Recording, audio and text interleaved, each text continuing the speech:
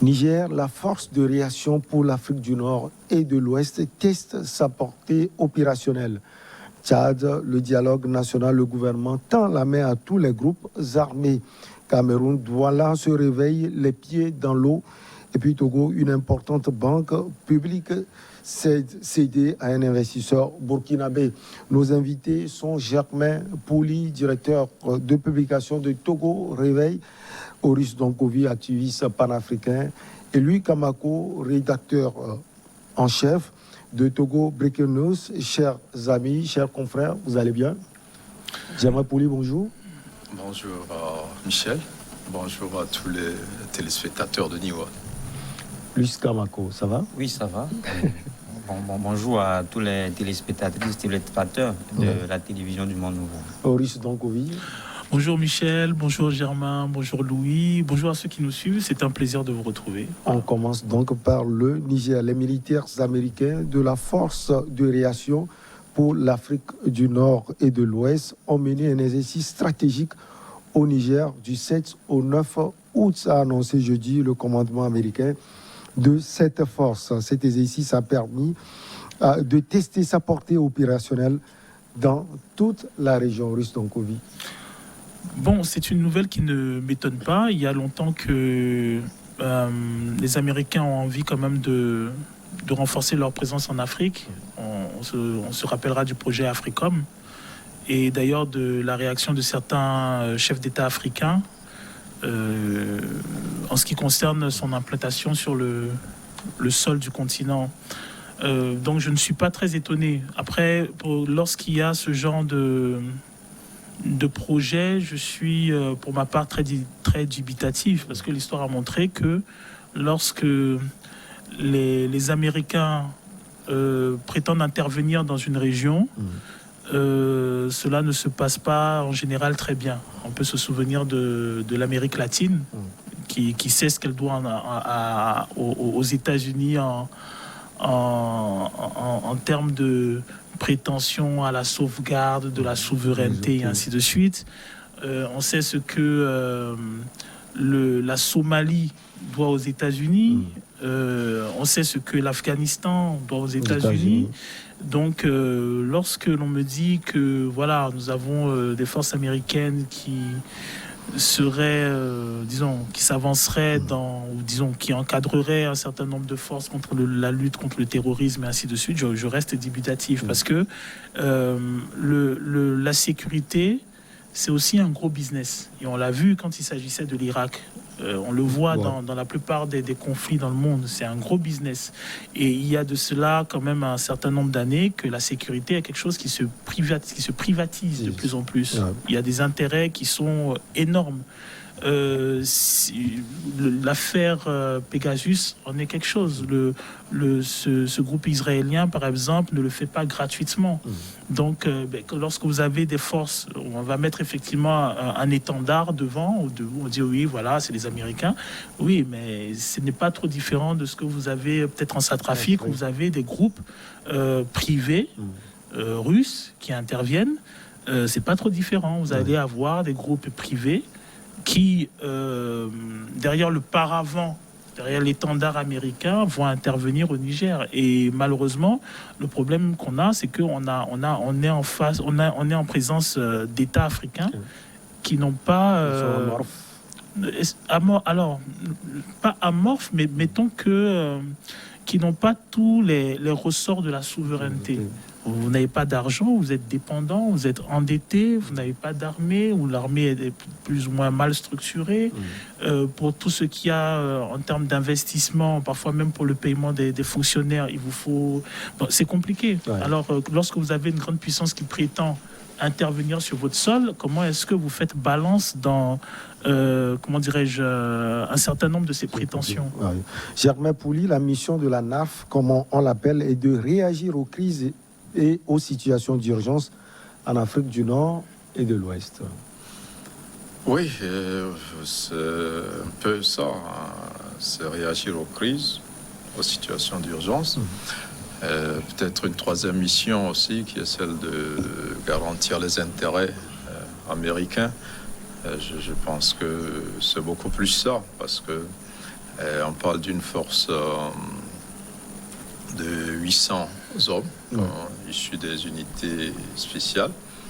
Et je pense que les États-Unis, dans leur organisation sécuritaire, essaient d'occuper chaque espace de la planète. Donc, ils ont des troupes installées partout. Ils ont plus de 10 000 hommes en Allemagne, en ce qui concerne leurs troupes en Europe.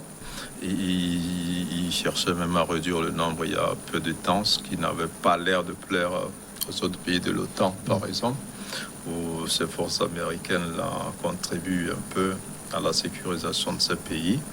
Mais ici, il s'agit de l'Afrique du Nord et de l'Ouest. Vous savez que les Américains ont ouvert une brèche en Libye, et avec aujourd'hui un territoire qui est devenu source d'insécurité et d'instabilité, donc sur toute la région africaine, et même ces djihadistes-là aussi s'exportent un peu en Europe et partout.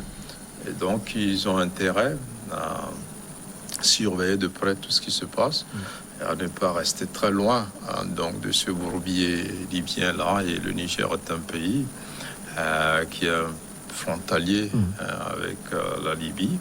Et donc, c'est un territoire assez stratégique donc, pour ces Américains. Et en même temps, ils collaborent avec d'autres pays. Pour les intérêts européens d'abord, il faut le dire, parce que cette force-là, on n'entend pas beaucoup parler d'elle. On entend parler de Barkhane, même si c'est plus ou moins le même rôle. Barkhane est un peu plus engagé dans la lutte en soutien, même si elle est critiquable, même si on dit qu'elle n'est pas tout à fait efficace. De temps en temps, quand même, on entend parler des frappes de cette force Barkhane-là, sur les djihadistes et tout cela.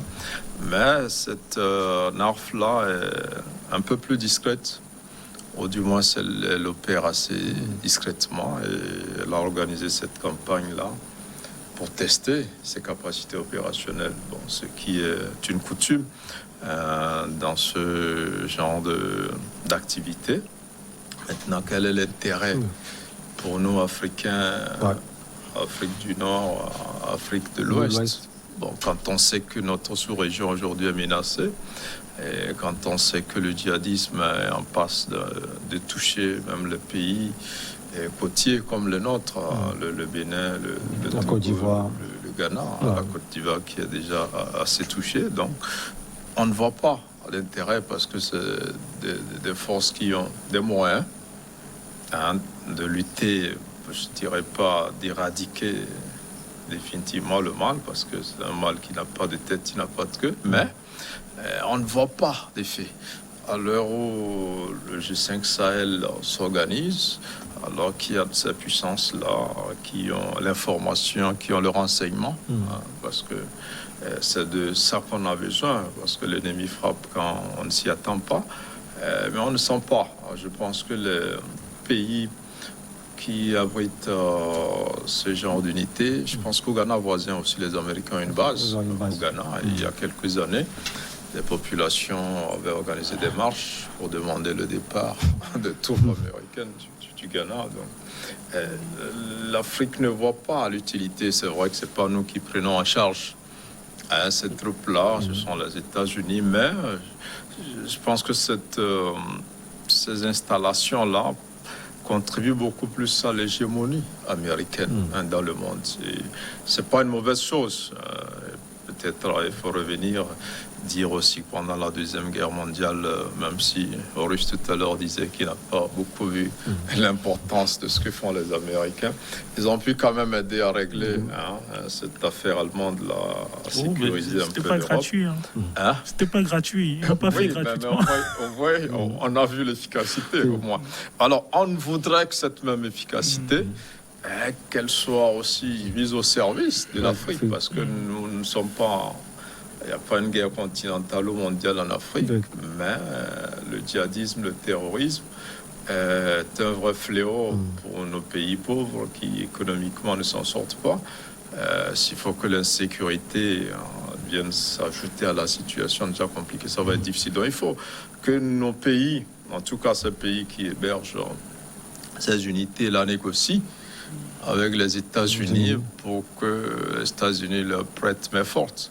Parce qu'il ne s'agit pas simplement... C'est vrai, ils ont défini les 3 missions, mais pour moi, la mission la principale, c'est vraiment protéger les intérêts américains. Donc, sur les 2 autres points, il faut que nos pays voient avec ces missions-là pour une réorientation des objectifs afin qu'elles soient beaucoup plus présentes sur les théâtres sur lesquels on les attend sur la sécurisation de l'Afrique. Louis Kamako, même si la NAF est là pour protéger aussi en partie les intérêts américains, on parle d'au moins 800 soldats. Finalement, avec ces 800 soldats, et quand on voit ce qui se passe au Niger, on se pose cette question, est-ce que la NAF n'arrive pas à apporter quelque chose sur le plan sécuritaire au Niger? Non, c'est pas que la NAF n'arrive pas à apporter pas grand-chose sur le plan sécuritaire, mais comme tu l'as dit, tu disais tout à l'heure que la mission, c'est de réagir aux crises nigériennes et puis protéger les intérêts américains. C'est ça qui est très important. Donc aujourd'hui, c'est vrai, c'est ça la feuille de route, mais quand on creuse, on se rend derrière que les Américains sont plutôt là pour protéger leurs intérêts. Surtout quand on parle de l'Afrique du Nord. On sait qu'historiquement, les États-Unis n'ont pas accordé assez d'importance à leur présence, en fait, dans le Maghreb. Mais depuis un moment donné, après l'avènement du 11 septembre 2001, ils ont compris que cette zone-là, c'est une zone stratégique. Il faut aller dans une complémentarité avec l'armée française qui, justement, prend cette zone-là comme une chasse gardée.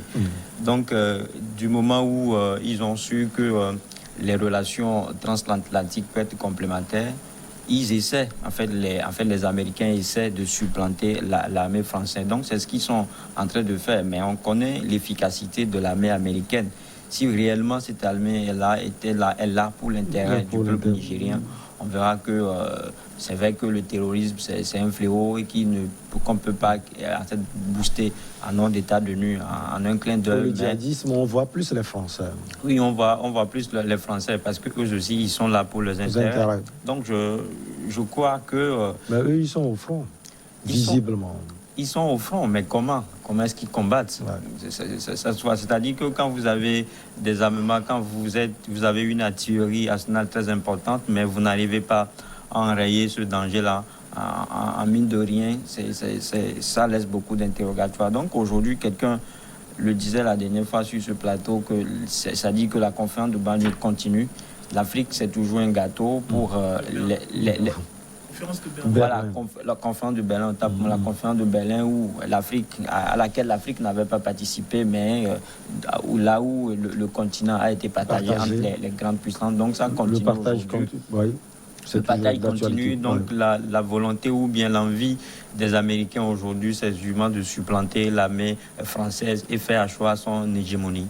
Vous le pensez aussi, la suite de la conférence de Berlin? Bon, mettons que pour moi, s'il y a partage, le partage, il se passe à l'instant et il s'est peut-être déjà réalisé. Le type d'intervention que l'occidental mène dans un territoire occidental est différent de ce qui mène dans ce qu'on a appelé le tiers-monde. Lorsque les États-Unis vont aider la Russie en période de guerre, au temps de la guerre mondiale, ils le font en envoyant du matériel, en envoyant des sous, mais sans investir le territoire, alors que le territoire est résolument communiste et c'est Staline. Lorsqu'ils vont aider la France, ils sont contre la présence de De Gaulle. Ils auraient voulu, je pense, l'amiral Darlan, qui lui en fait avait un penchant un peu plus néo-nazi, et qui n'avait pas la célébrité du général De Gaulle. Et d'ailleurs, De Gaulle le leur rendra parce qu'il fera tout pour ne pas être un sous-fifre de Roosevelt, qui est le président américain à l'époque, et il s'arrangera pour que la France ne soit pas de l'OTAN et que la France ait la puissance atomique et tout ça. C'est tout simplement pour vous dire que lorsqu'il s'agit de l'Occident, entre eux, ils comprennent très vite qu'une aide n'est pas gratuite, et derrière l'aide, il y a un plan stratégique derrière. Lorsque l'on prend, par exemple, le partage, parce que souvent, lorsque on parle de la réoccupation africaine actuelle, on oppose les puissances. C'est-à-dire, on va dire la Russie, bon. Mais voilà, on va dire les Français, et ainsi de suite et tout. Mais il y a un fait historique africain, un exemple que je trouve très intéressant, c'est celui de Samori. Samori Touré, lorsqu'il il fait sa conquête d'une partie de l'Afrique de l'Ouest et tout, il se retrouve avec deux grandes puissances sur le dos, la France et les Anglais. Et il est persuadé qu'il va pouvoir en jouer. Parce que tous les rapports lui disent que les Français n'aiment pas les Anglais et vice-versa. Et il est persuadé qu'il aura de l'armement. Il est persuadé qu'il arrivera à les monter les uns contre les autres. Ce qui se passe, c'est que les deux, les Anglais et les Français, ils signent un traité malgré leur litige, en statuant sur le fait que Samori n'aura pas un approvisionnement en armes, en certaines ressources, et au final, ils font sauter Samori. Ils le déportent. C'est pour vous dire que ces gens-là, leur intérêt, leur friction, elles ne vont pas à un certain niveau. Voilà. Il n'y aura pas quand voilà, on a l'intérêt en face. Voilà, vous ne verrez pas des Américains et des Français s'entretuer sur le sol africain pour le partage de l'Afrique. Ils trouveront le terrain d'entente pour pouvoir le partager. Mais l'Afrique, elle sera partagée si les Africains ne se lèvent pas, parce que je répète ça, c'est-à-dire le partage de l'Afrique. L'Afrique sera pris de façon globale et partagée, que les Africains le veuillent ou non. Si les Africains ne se lèvent pas, eux, pour gérer leur continent. On va marquer la pause et on revient pour la suite.